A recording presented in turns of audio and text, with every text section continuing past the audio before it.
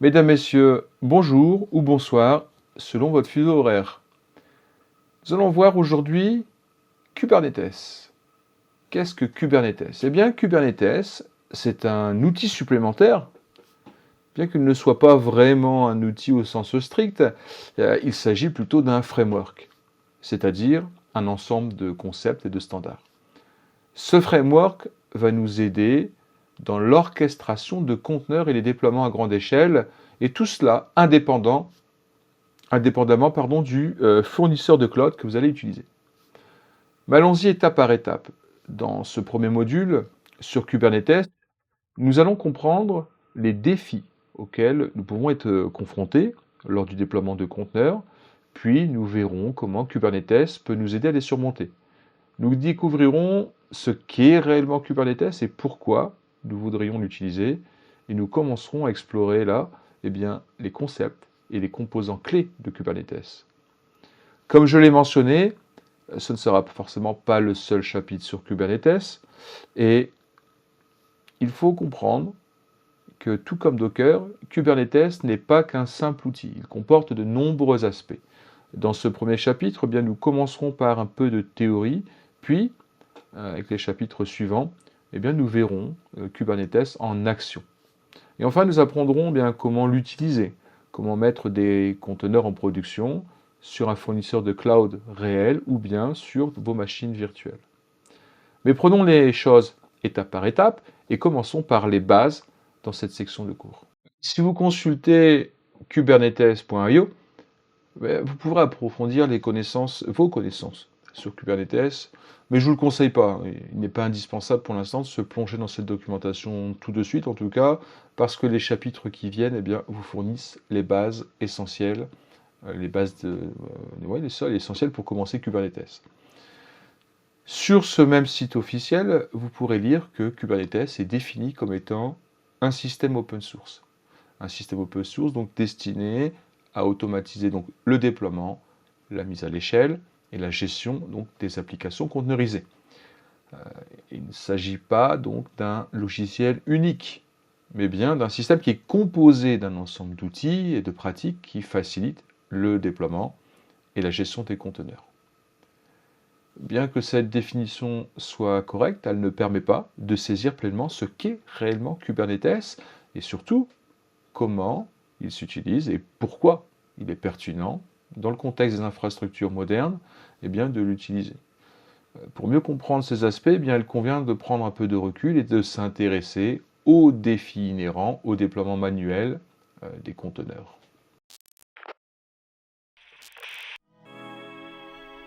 L'informaticien n'a de cesse de gravir la montagne du savoir afin de maîtriser de nouvelles technologies, et comme Sisyphe, il est entraîné dans une quête sans fin où, arrivé au sommet, il doit repartir de zéro.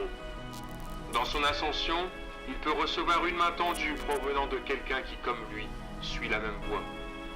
Nous sommes tous les élèves d'un autre, et aujourd'hui, vous êtes l'un des miens.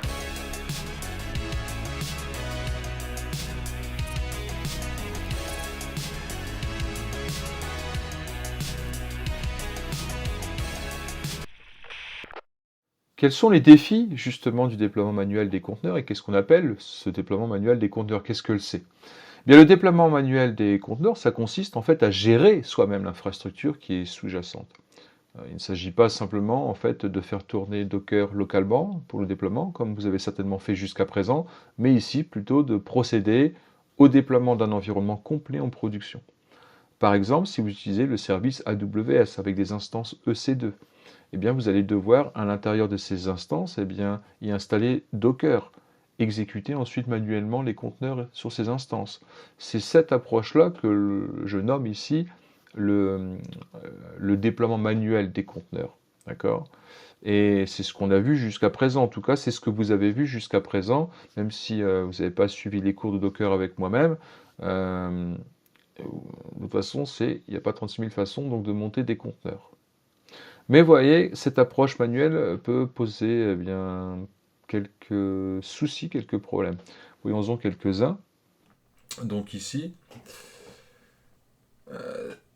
la gestion manuelle des serveurs, ça requiert quand même donc, qu'il y ait une configuration initiale qui est paramétrée. Mais forcément, du coup, ça induit que cette configuration initiale doit être maintenue et de façon continue. Il faut s'assurer que le système d'exploitation, en fait, qui est sur ces instances, par exemple, ou sur ces machines, eh bien, soit régulièrement mis à jour, ainsi que tous les logiciels. Parce que sinon, vous allez exposer, en fait, vos applications, vos services, eh bien, à des failles, des vulnérabilités.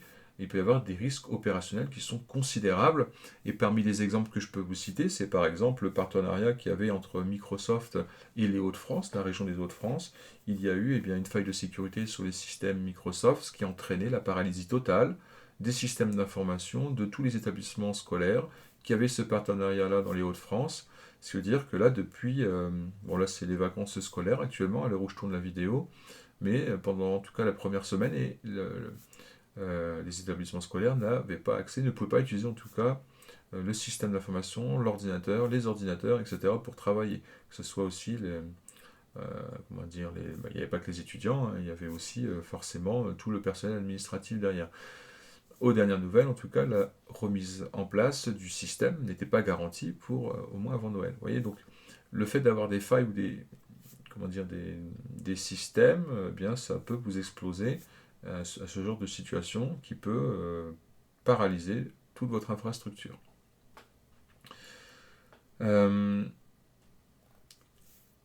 Déjà, donc c'est ce qu'induit justement de faire une gestion manuelle dans un premier temps.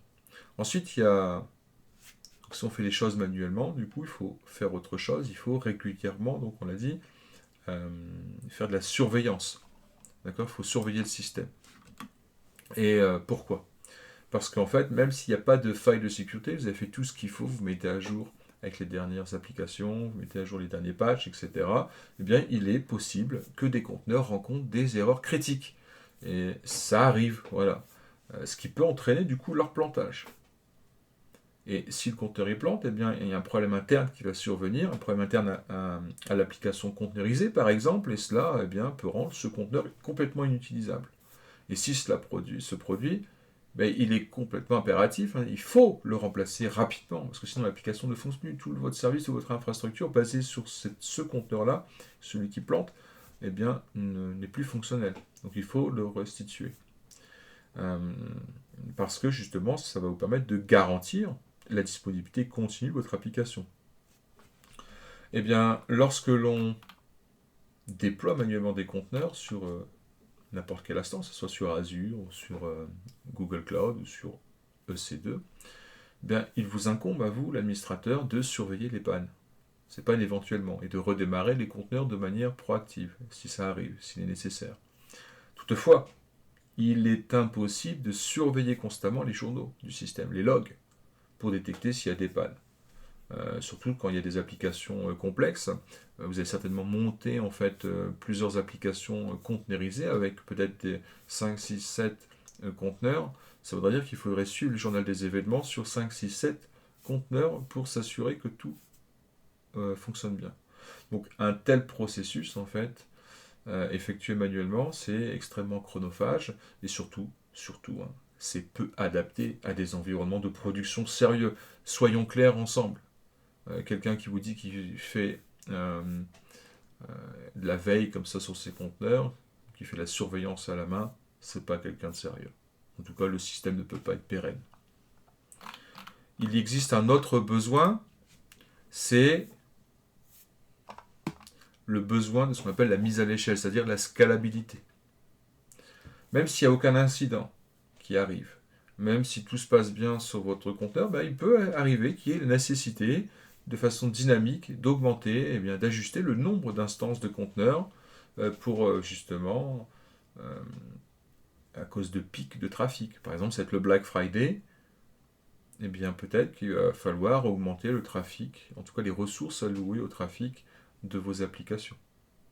Et ça peut être un besoin, en tout cas vital, pour le bon fonctionnement de votre organisation, qui a besoin, elle, pour fonctionner correctement et accomplir ses missions et ses objectifs, eh bien, d'applications qui répondent, présentent, malgré le fait qu'il y ait un pic de trafic.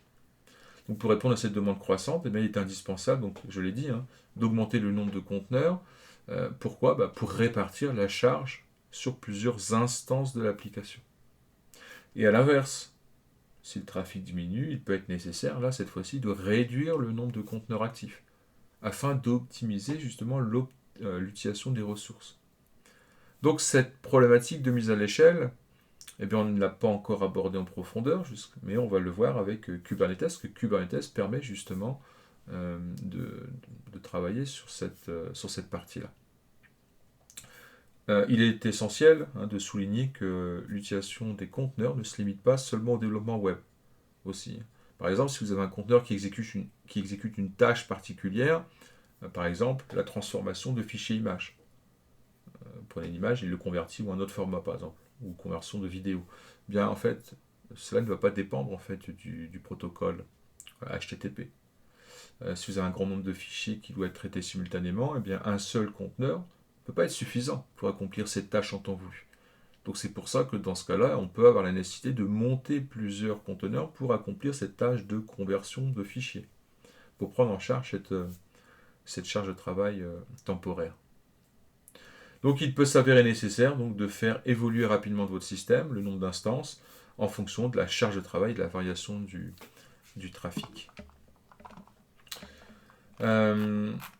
Maintenant, il y a autre chose qu'il faut voir, qu'il faut prendre en compte aussi, on l'a dit, c'est la répartition de la charge.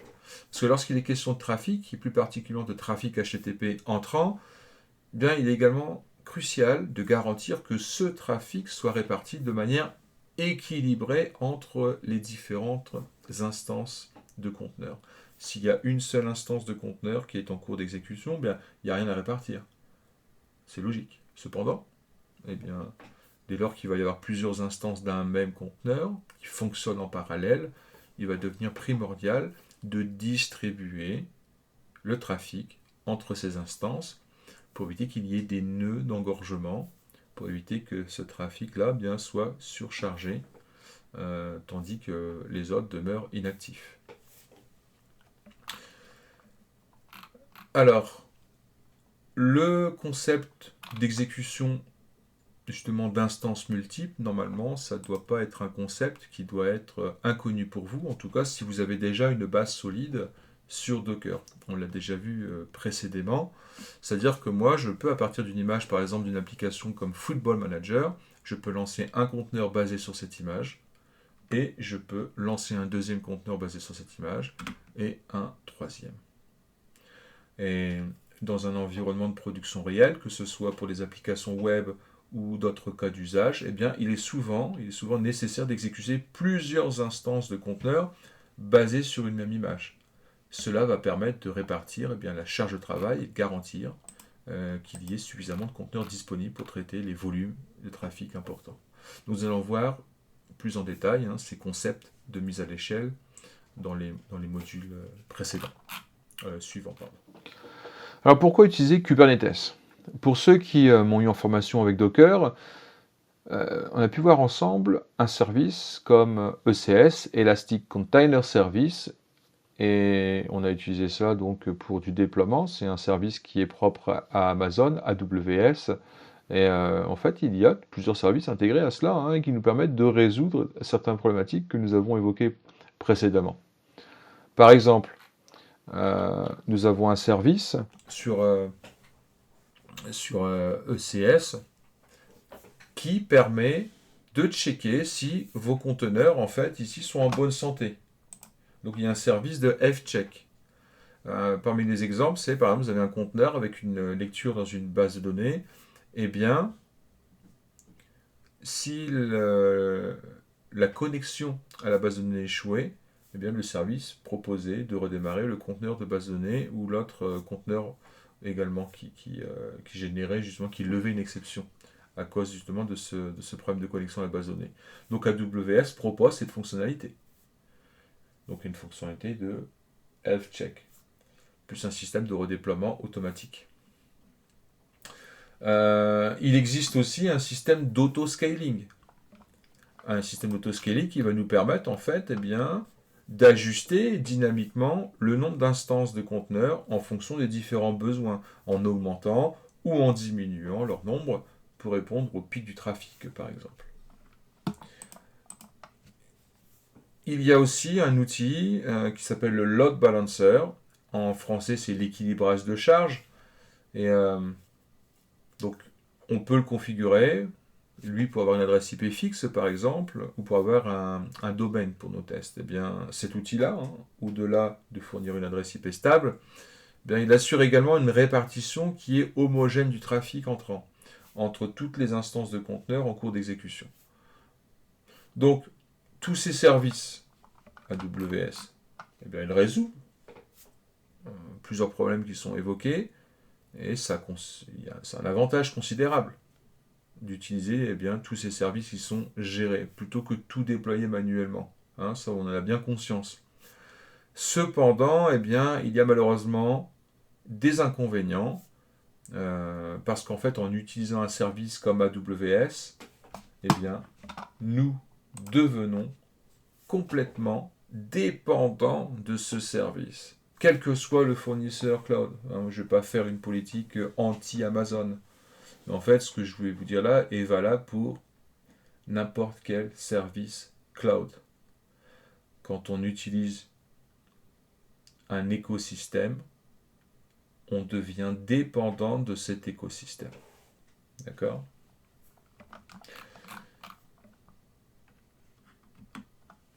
Alors, ça peut être extrêmement satisfaisant, justement, par contre, d'utiliser un écosystème et d'en être dépendant, parce que on peut l'apprécier. On peut apprécier l'ergonomie. Moi, personnellement, j'apprécie beaucoup l'ergonomie d'AWS. Donc, c'est un plaisir pour moi d'utiliser les services d'Amazon. Mais malgré tout, je suis dépendant d'eux. Donc, on est contraint, eh bien, je suis contraint de respecter leur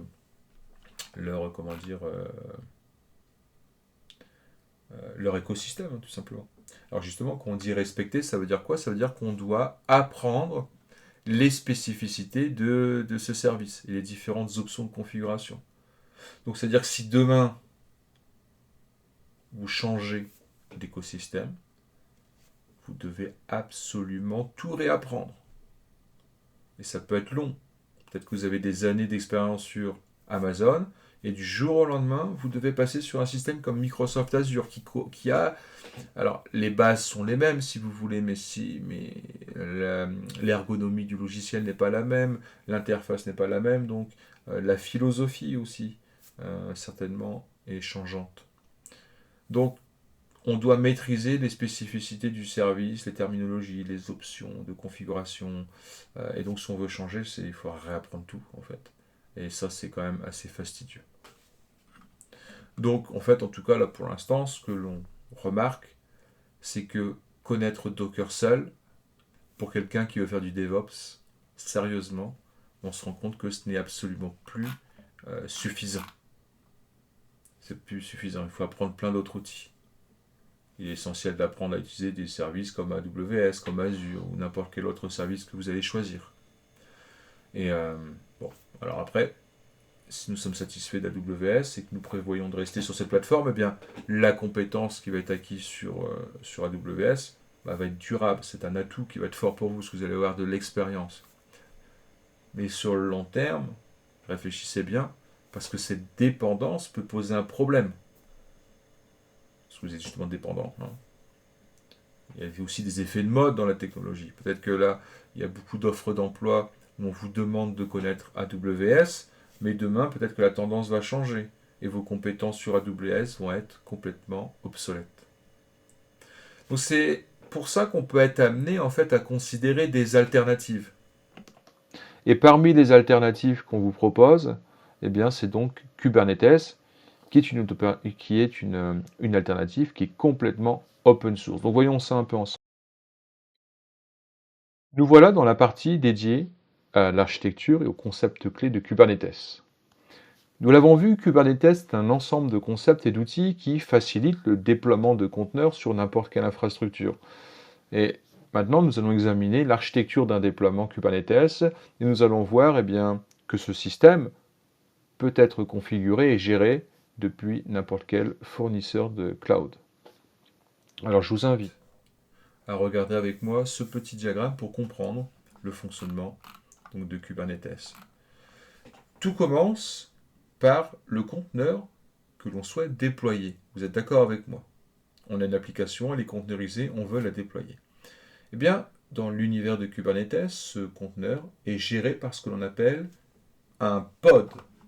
Le pod, eh bien, c'est la plus petite unité que l'on va pouvoir définir dans un fichier de configuration Kubernetes. Ce pod contient le ou les conteneurs, et en effet, donc un pod, il va pouvoir contenir plusieurs conteneurs, puisqu'une application peut nécessiter plusieurs conteneurs pour fonctionner. Donc on va mettre notre application à l'intérieur d'un pod. Toutefois, il faut savoir que la plus petite unité dans Kubernetes, c'est un pod et un conteneur.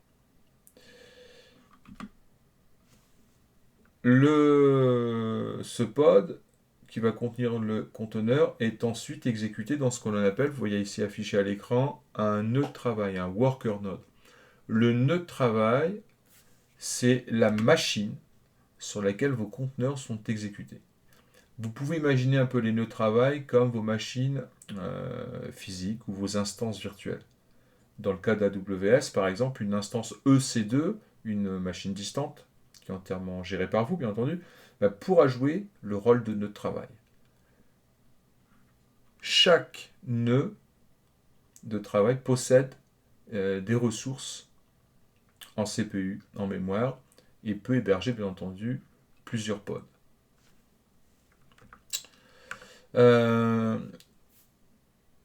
En plus du rôle de nœud de travail, pour exécuter les pods, eh bien, Kubernetes nécessite également la configuration de ce qu'on appelle un proxy. Alors le proxy, qu'est-ce que c'est? Eh bien, c'est un outil supplémentaire que Kubernetes va configurer sur le nœud de travail. Son rôle va être de contrôler le trafic réseau des pods. Il va déterminer si les pods peuvent se connecter à Internet et comment les conteneurs au sein des pods peuvent être atteints par l'extérieur, quand ils vont pouvoir être exposés depuis l'extérieur. Par exemple, si vous exécutez une application web dans un conteneur au sein d'un pod, eh bien, le proxy doit être configuré de sorte que le trafic provenant de vos utilisateurs puisse atteindre ce conteneur. Donc on verra comment configurer et déployer ces éléments dans de futurs chapitres. Lorsque vous travaillez avec Kubernetes, eh bien, il est généralement nécessaire d'avoir au moins un nœud de travail pour exécuter vos pods et conteneurs. Toutefois, pour des applications un peu plus complexes, eh bien, on va avoir besoin de plusieurs nœuds de travail afin de disposer de suffisamment de puissance de calcul, par exemple, pour exécuter tous vos conteneurs. Eh bien, cela inclut la scalabilité des conteneurs. Si vous utilisez Kubernetes pour ajouter ou supprimer dynamiquement des conteneurs en fonction de fluctuations du trafic, eh bien Kubernetes, sachez qu'il va répartir automatiquement les pods sur l'ensemble des nœuds de travail disponibles. Il va le faire automatiquement. Cela permet de distribuer donc la charge de manière uniforme sur plusieurs nœuds. Donc tous ces nœuds de travail ainsi que les pods et conteneurs qui sont exécutés doivent être supervisés. Alors là, je ne vous ai pas figuré. Hop, je vais un peu trop vite sur mon slide. Donc, on a un worker node, on peut en avoir plusieurs, du coup, ça on l'a dit. Et donc, on a dit que les pods multiples peuvent être créés, supprimés pour dimensionner l'application. Ensuite, on va passer donc à ce qu'on appelle le master node. Le master node, c'est plus précisément, on l'appelle le plan de travail. Donc, hop, je passe mon là. C'est lui qui va constituer en fait le centre de gestion chargé de contrôler tous les worker nodes. Dans la pratique, vous n'interagissez généralement pas directement avec les nœuds de travail ou les pods. Cela est possible, mais ce n'est pas l'approche courante. Vous définissez plutôt l'état final qui va être souhaité. Donc le nœud de travail, voilà, il interagit, c'est lui directement qui va interagir avec les nœuds. Alors, sur le nœud maître, le control panel est en réalité un ensemble de services, un ensemble d'outils qui vont collaborer ensemble et qui vont assurer bien la gestion de toute l'infrastructure. Ensuite, on a tous ces ensembles ici présents. Donc on a vu, hop, il y a plusieurs composants, voilà, qui vont permettre de faire de la gestion. Et bien tous ces composants ici vont former ce que l'on appelle un cluster. Un cluster, c'est tout simplement une collection de nœuds maîtres et de nœuds de travail qui vont être interconnectés et qui vont former un réseau dans lequel toutes ces parties ici sont liées. Donc le nœud maître, il peut ensuite envoyer des instructions à l'API du fournisseur de cloud. Et du coup, on va avoir la demande de création des ressources nécessaires, de l'allocation des ressources spécifiques, donc pour avoir l'état désiré de notre application. Donc par exemple, dans le cas d'AWS, eh bien, on pourrait interagir avec AWS pour demander la création d'instances EC2 nécessaires lors d'un équilibrage de charge, par exemple, au load balancer, ou de toute autre ressource nécessaire pour exécuter Kubernetes et ses outils sur l'instance EC2. Donc ce nœud maître, il va contrôler ensuite les autres instances EC2 qui font partie du réseau afin d'exécuter les conteneurs au sein des pods.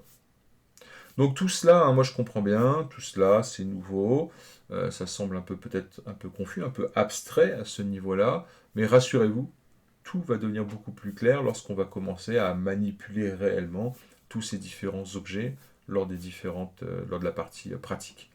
Donc il est important de se familiariser avec cette vue, avec ce schéma. La théorie est nécessaire pour comprendre un peu comment fonctionne Kubernetes, parce que si je vous fais manipuler tout de suite Kubernetes avec des objets comme ça dont vous ne connaissez pas leur rôle, bien vous avez bien compris que ça ne sert à rien et vous allez passer à côté de la puissance de cet outil. Donc maintenant, avant de se plonger dans la pratique, eh bien on va explorer encore un peu plus les rôles des nœuds de travail et puis des nœuds maîtres. Alors lorsque vous examinez un peu cette vue d'ensemble de l'architecture Kubernetes, vous allez mettre en place et avec laquelle Kubernetes vous aidera, eh bien il est essentiel de faire une distinction importante. Kubernetes réalisera certaines tâches pour vous, mais il y a également des aspects que vous devez configurer vous-même avant de pouvoir utiliser Kubernetes. Il y a de la magie, certes, mais tout n'est pas magie dans Kubernetes. Alors, en tant que développeur ou administrateur de vos systèmes, eh bien, vous devez préparer l'environnement dans lequel Kubernetes pourra s'exécuter. Une des tâches cruciales consiste à créer et à configurer le cluster, ainsi que les différents nœuds de travail, les worker nodes et le nœud maître, le master node, sur lesquels Kubernetes sera installé. C'est une étape qui est à votre charge et vous devrez installer tous les logiciels nécessaires de Kubernetes sur ces nœuds, c'est-à-dire sur les machines faisant partie de votre cluster. Et vous devrez configurer les éléments dont Kubernetes aura besoin. Donc en fonction du fournisseur de services cloud que vous utilisez, vous devrez également mettre en place certaines ressources supplémentaires dont votre cluster pourrait avoir besoin. Par exemple, vous pourrez avoir besoin de l'équilibreur de charge, le load balancer ou des services de fichiers spécifiques. Donc nous explorerons ces éléments dans les sections suivantes, où je vous montrerai bien comment configurer un environnement de test local sur votre machine, et puis certainement peut-être plus tard, comment mettre en place cela par exemple sur un service comme AWS. Alors il est important de noter que la préparation du cluster est une étape qui est à votre charge, et toutefois, bien que cela puisse paraître complexe là à ce stade, eh bien, vous apprendrez au cours de ce cours que le processus est en réalité assez simple. Que ce soit pour un développement local ou sur une plateforme de cloud, eh bien, vous disposez de toute une série d'outils et de services qui vont vous faciliter la création du cluster.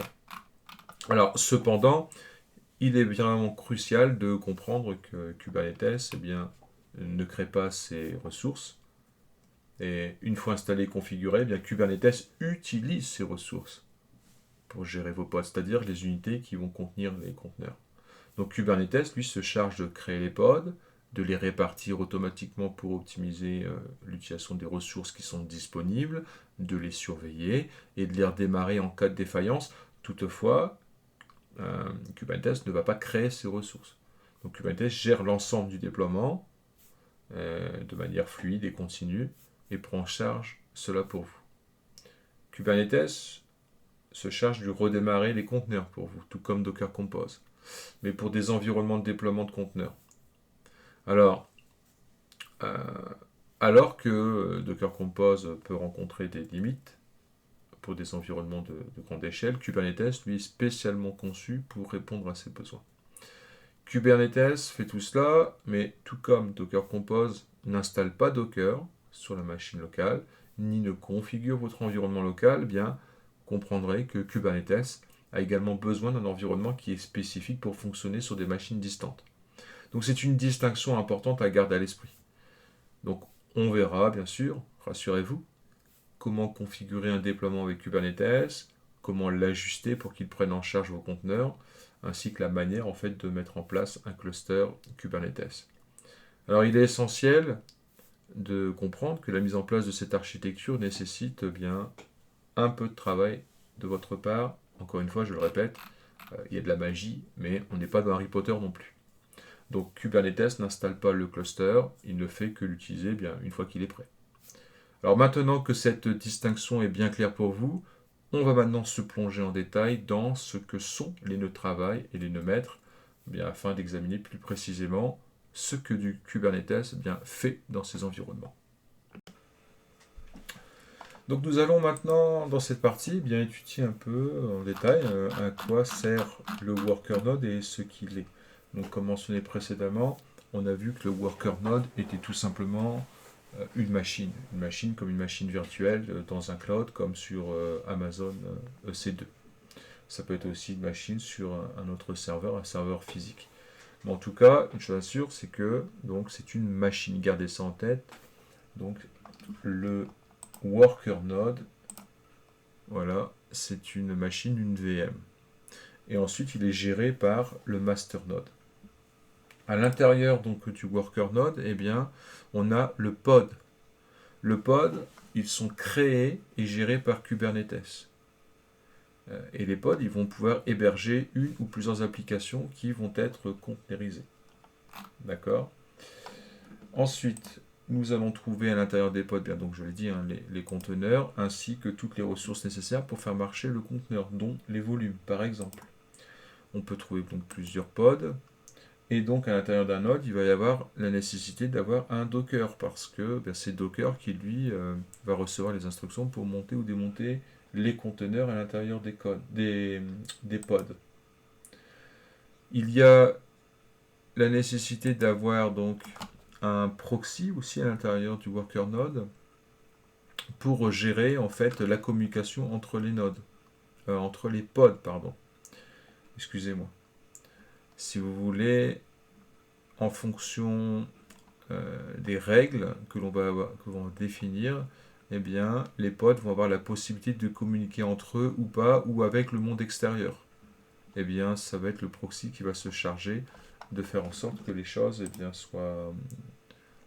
soient réglementaires selon les instructions que l'on a données. Ensuite, on a le kubelet ici, que vous voyez, c'est lui qui va gérer la communication entre le worker node et le master node. Donc voilà un peu ce que l'on peut dire sur le worker node. Vous voyez, c'est pas non plus quelque chose de très compliqué. Ce que l'on peut maintenant regarder, c'est comment fonctionne le master node. Maintenant que nous avons examiné le nœud de travail, le worker node, examinons plus en détail le master node. Alors que fait ce nœud maître et quels sont les logiciels qui y sont exécutés? Alors à l'intérieur du nœud maître, l'élément le plus important, le service essentiel, le logiciel clé, vous pourriez dire, qui est en cours d'exécution, c'est l'API serveur. Donc ce service, il s'exécute sur la machine du nœud maître et il agit un peu comme le point central de communication pour les services Buckelet qui fonctionnent sur les nœuds de travail. En d'autres termes, c'est lui qui est chargé de gérer la communication entre le nœud maître et les nœuds de travail. Donc en plus de ce serveur API, il y a un autre service installé, exécuté sur la machine de maître qui est appelé le scheduler.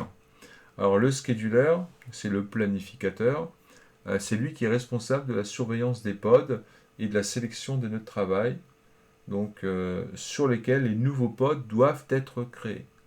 Donc cela se produit lorsqu'il y a un nouveau pod qui doit être ajouté, par exemple, parce qu'un pod est devenu défaillant ou qu'il est nécessaire d'en créer un nouveau, en raison de la montée en charge, par exemple, grâce, du coup, on utilise du scaling.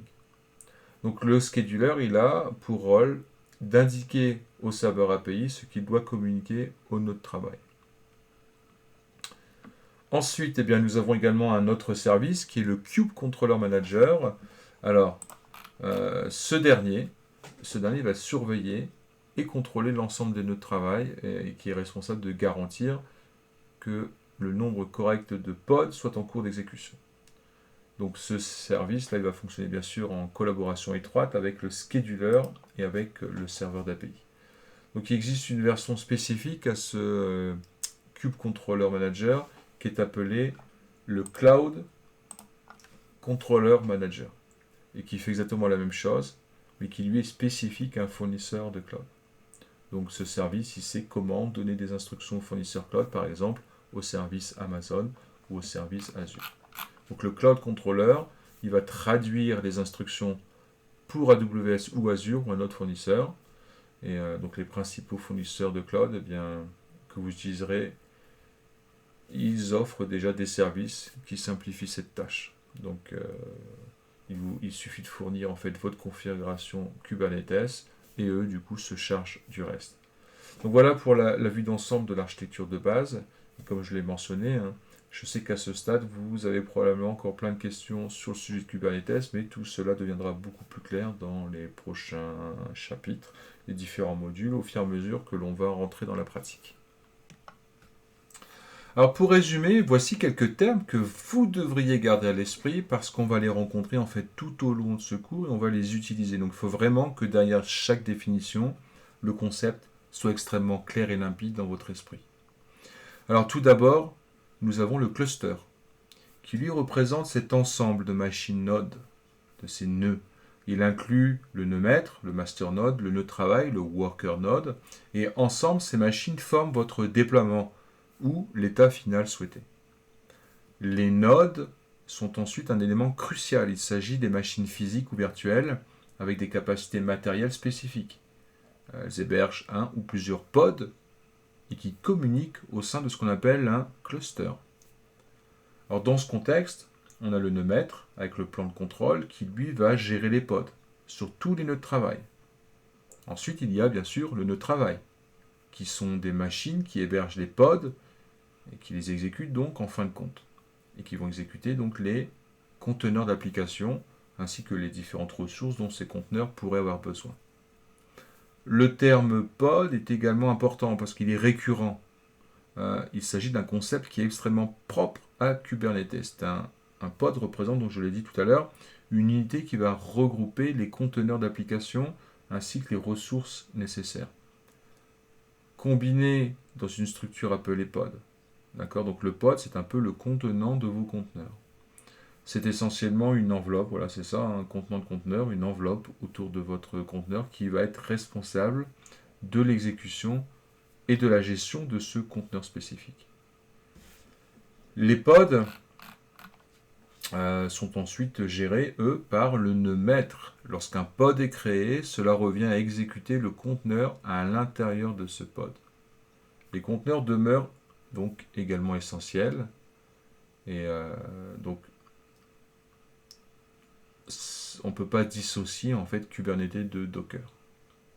Donc ces conteneurs qui sont dans les, en fait, ce sont des conteneurs Docker qui sont classiques. Donc comme on l'a dit, un pod exécute un conteneur, cela signifie qu'à la fin, un pod exécute en quelque sorte une commande Docker run. Donc, si vous en aviez marre de Docker, bien, vous allez en manger encore un petit peu avec cette semaine. Ensuite, nous allons avoir ce qu'on appelle les services. On n'a pas encore parlé des services, on verra ça un peu plus tard. Ce sont des ensembles logiques, des groupes de pods avec une adresse IP unique. Ils vont être indépendants du pod et des conteneurs. Les services sont essentiels parce que c'est eux qui vont nous permettre d'atteindre les pods et donc les conteneurs qu'ils hébergent. Donc les services sont bien sûr liés à ce que j'ai appelé tout à l'heure les proxys. Un service, c'est simplement un terme dans le monde de Docker qui désigne en fait l'exposition de certains pods au monde extérieur en garantissant qu'ils soient accessibles avec une adresse IP ou un nom de domaine spécifique. Mais voilà, tout cela, pour l'instant, c'est théorique. Et ces termes sont importants. Mettez-les dans un coin de votre esprit parce qu'on va y revenir. Et maintenant, eh bien, on va commencer à mettre la main dans le cambouis, comme on dit. Et c'est exactement ce que l'on va faire dans le prochain module.